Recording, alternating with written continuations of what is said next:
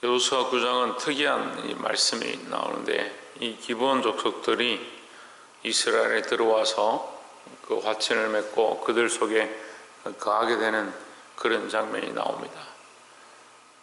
이 말씀은 또한 특이하기도 하지만 우리에게 또한 은혜의 통로다, 그렇게 생각하면 좋을 것 같습니다.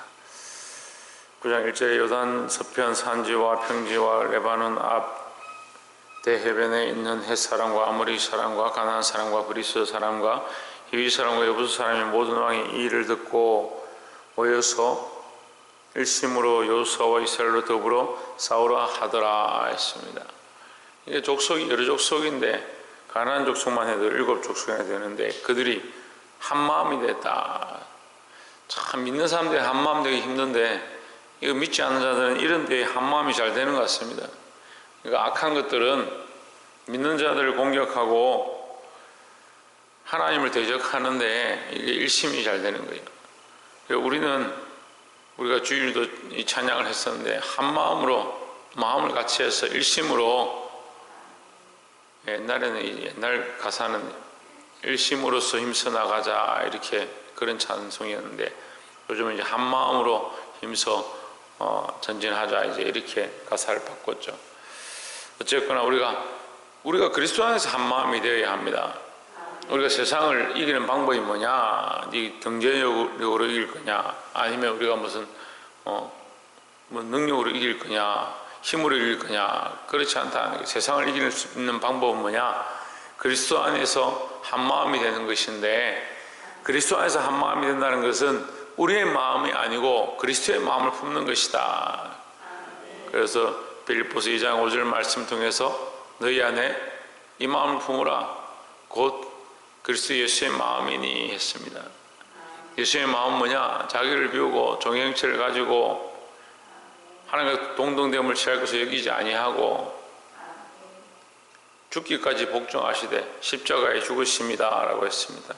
그래서 우리도 이 십자가를 지고 예수님의 삶을 본받아 살아가기를 주의 이름으로 축복합니다.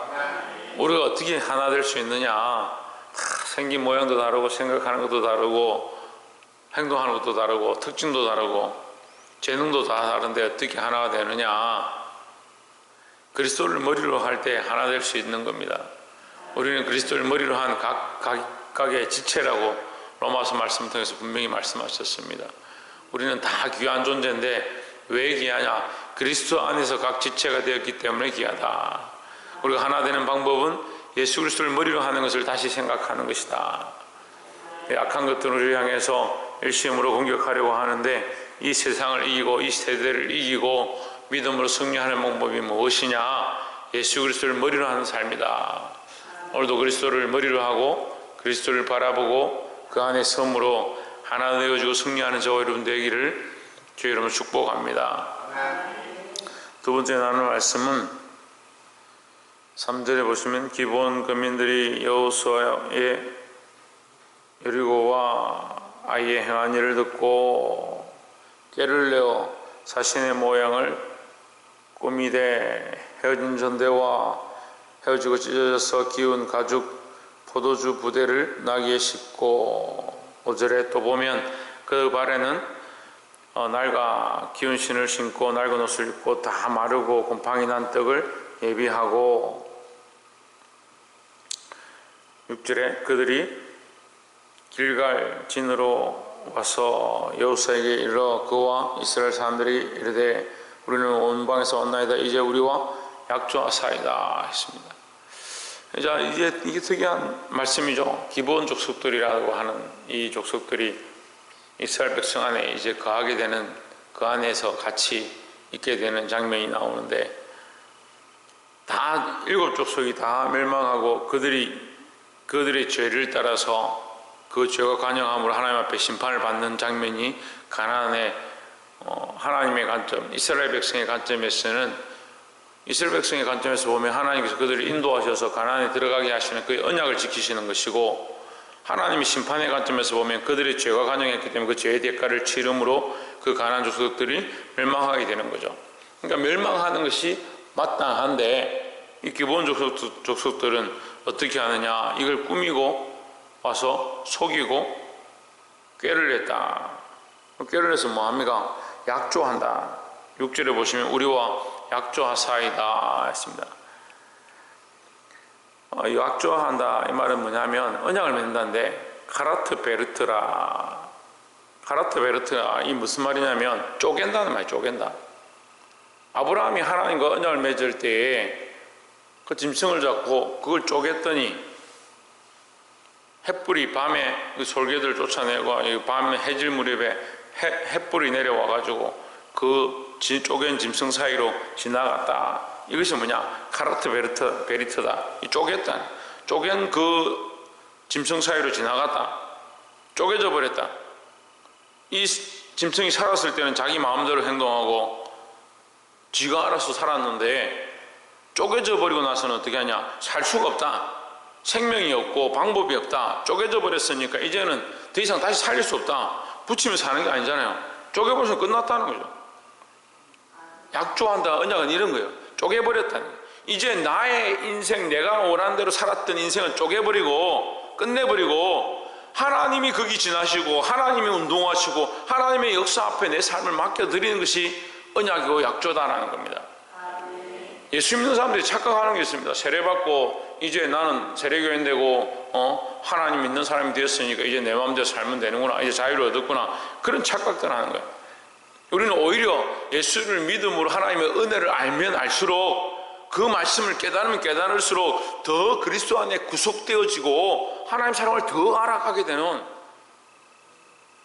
더 하나님의 사람이 되어지고 더 하나님의 은혜 안에 더 잠기게 되어지고 더욱더 성령이 이제 우리 안에 오셔서 우리가 하나님의 인도함을 받는 성령이 조명하심대로 주의 말씀에 그 비추심대로 주의 말씀 내 발에 등에 내 길에 비치니라는 그 말씀대로 비추시는 대로 걸어가는 그런 백성들이 되어야 된다라는 겁니다.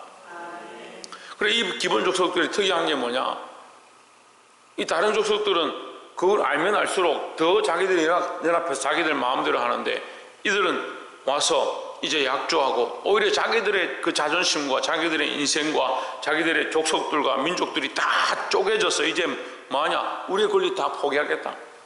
차라리 우리는 당신들 속에서 물 깃는 자가 되고 나무 패는 자가 되고 종이 되어도 상관이 없으니까 우리와 언약을 하자.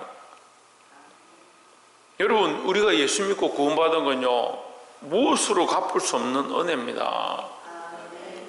그러니까 우리가 이제 은혜에 들어오고 구원에 들어오고 그리스도의 십자가에 그 구원의 반열에 들어왔다면 우리의 권리를 더 주장하는 게 아니라 오히려 더 낮추고 겸손해서 주와 함께 이 십자가를 지고 따라가기를 원해야 된다는 겁니다. 그게 쪼개졌다는 거예요. 뭐가 쪼개졌느냐? 재물이 쪼개졌다. 뭐가 재물이냐? 내가 재물인 거죠. 아브라함이 지금까지 자기 마음대로 살았던 것, 자기 인생을 걸어왔던 것, 그거 하나 앞에 쪼개버리는 거예요. 이제 누구의 인도를 받느냐? 하나님의 그 햇불, 하나님의 불, 하나님의 인도하심을 받겠습니다 하는 거죠. 우리에게도 이런 카라트 베리트의 은혜, 쪼개지는 은혜, 이 언약의 은혜가 넘치시기를 주의 이름으로 축복합니다. 또 마지막으로 우리가 볼 것은 14절에 우리가 그들의 양식을 취하고 어떻게 할 것을 여호와께 묻지 아니하고 했습니다. 뭘 하지 않느냐? 하나님께 묻지 않았다. 이 여호수아의 실수죠. 하나님께 묻지 않았다. 물론 이 실수를 통해서 이 기본 족속은 구원을 얻지만 어쨌든 그건 실수했다. 먼저 뭘 해야 되냐? 하나님 앞에 물어야 된다. 하나님 앞에 먼저 기도해야 된다 하는 겁니다. 우리의 습관이 무슨 습관이 있어야 되냐면 하나님 앞에 기도하는 습관을 가져야 합니다. 이게 생각보다 쉽지는 않아요. 목사님 늘 기도하는데요. 그런 기도가 아니라 삶의 순간순간에 뭔가 결정해야 될 때, 선택해야 될 때, 걸어가야 될 때 기도해 보십시오. 이게 기도 습관이 잘 안 되는 거예요.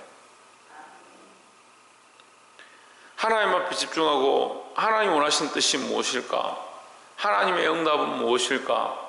어떻게 선택하는 걸 원하실까? 그걸 묻는 거예요. 그 기도의 습관을 그렇게 가져야 돼요. 어떻게 기도하라고요? 쉬지 말고 기도해. 쉬지 말고 기도하는 거예요. 이게 쉽지 않습니다. 쉬지 말고 기도하려면 24시간을 기도해야 되는데, 하나님 앞에 묻는 습관, 이게 습관이죠. 하나님 앞에 물으면 되는데, 여호수아가 지금까지 잘 묻고 승리하고 성들을 치고 하나님 인도를 받고 여기 섰습니다. 그가 단창을 들 때 큰 승리를 하나님 허락하셨습니다. 근데 뭘 잊어버렸냐? 하나님께 묻는 걸 잊어버렸다. 너무나도 단순하고 눈에 보이고 그들이 와서 곰팡이 난 떡을, 낡은 신들을, 터진 가죽 부대를 보여주니까 눈에 보이는 그 상황들을 보는 겁니다. 우리가 돌아보면 여리고성을 어떻게 이겨냈습니까? 보이는 현실들, 눈에 보이는 것들을 없다 하고 눈에 보이는 것들을 인정하기보다 보이지 않는 살아계신 하나님, 우리와 함께한 여호와의 군대를 의지해서 믿음으로 싸워 이겼는데, 지금 평안하니까 어떻게 하느냐? 눈에 보이는 것들 바라보는 겁니다. 제가 참 안타까운 것들 중에 하나가 뭐냐면, 처음 믿음을 시작할 때 보면요, 정말 세상을 다 이길 것 같은 그런 고백들 하는 거예요. 처음 이제 신앙생활 하면, 목사님, 내가요, 진짜 내가 평생 주님만 섬기겠습니다. 내가 와서 교회 청소도 하고요, 봉사하겠습니다.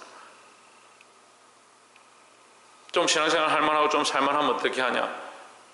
다 잊어버려요. 하나님 앞에 세워질 때는 내가 정말 내가 주를 위해서 이 집사 직분을 감당하겠습니다. 이 교사의 일을 감당하겠습니다. 내가 권사의 일을 감당하겠습니다. 내가 장로의 일을 감당하고 정말 나는 하나님 앞에 이렇게 살겠습니다. 시간이 지나면 어떻게 됩니까? 다 잊어버려요. 이 가죽 부대를 낡아진 거, 낡은 신을 실은 거, 곰팡이 선 떡을 들고 온 것이 문제가 아니라 하나님 앞에 묻지 않은 것이 문제인 것처럼 잊어버리는 겁니다. 우리의 이 신앙이 곰팡이 나고 우리의 이 첫사랑이 낡아져 헤어지는 그런 모습이 되지 않도록 사랑하는 성도 여러분, 날마다 깨어서 이 첫사랑을 회복하고 하나님의 은혜 안에 들어가시기를 주의 이름으로 축복합니다. 말씀을 맺겠습니다. 24절에 보시면 그들이 여호수아에게 대답하여 이르되 당신의 하나님 여호와께서 그종 모세에게 명하사 이 땅을 다 당신들에게 주고 이 땅 모든 거민을 당신들의 앞에서 멸하라 하신 것 같이 당신의 종에게 분명히 들림으로 당신들을 인하여 우리 생명을 잃을까 심히 두려워하여 이같이 하였나이다. 자, 이게 기브온 족속들의 신앙 고백이에요. 지금 하나님께서 우리 9장에서 어제도 8장에서 보았지만 이 백성들에게 그리심산과 에발산, 그리심산과 에발산 맞죠?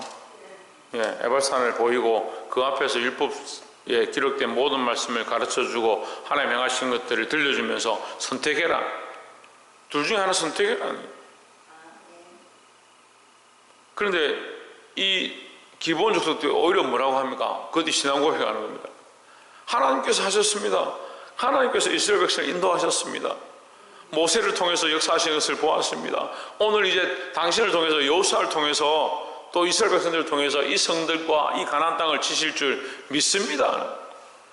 야, 이 사람들이 더 믿음이 있는 거예요. 때로는 우리가 참 부끄러울 때가 많이 있습니다. 때로는 믿지 않는 자들이 오히려 하나님 믿는 사람들이 왜 그러느냐 그런 얘기를 들을 때도 있습니다. 사랑하는 성도 여러분, 어쨌거나 이 사람들이 이런 모습으로 인해서 주의 전에 들게 되고 이스라엘 백성 진에 강하면서 나무를 패고 물을 길었지만 어쨌거나 구원의 반열에 들어왔던 것처럼 우리가 할 수만 있으면 하나님의 은혜의 자리 가운데 그리스도의 십자가를 지고 주님께서 십자가를 지고 가셨던 것처럼 우리도 십자가를 지고 주님 가신 길을 함께 걸어갈 수 있는 그런 삶을 사시기를 주의 이름으로 축원합니다. 이 기도하는 습관, 하나님 앞에 묻는 습관을 잊지 말고 늘 하나님 앞에 엎드리고 내 생각과 내 고집은 쪼개지고 하나님의 은혜로 다시 시작하는 그런 오늘 하루가 되어지기를 주의 이름으로 축복합니다. 기도하겠습니다.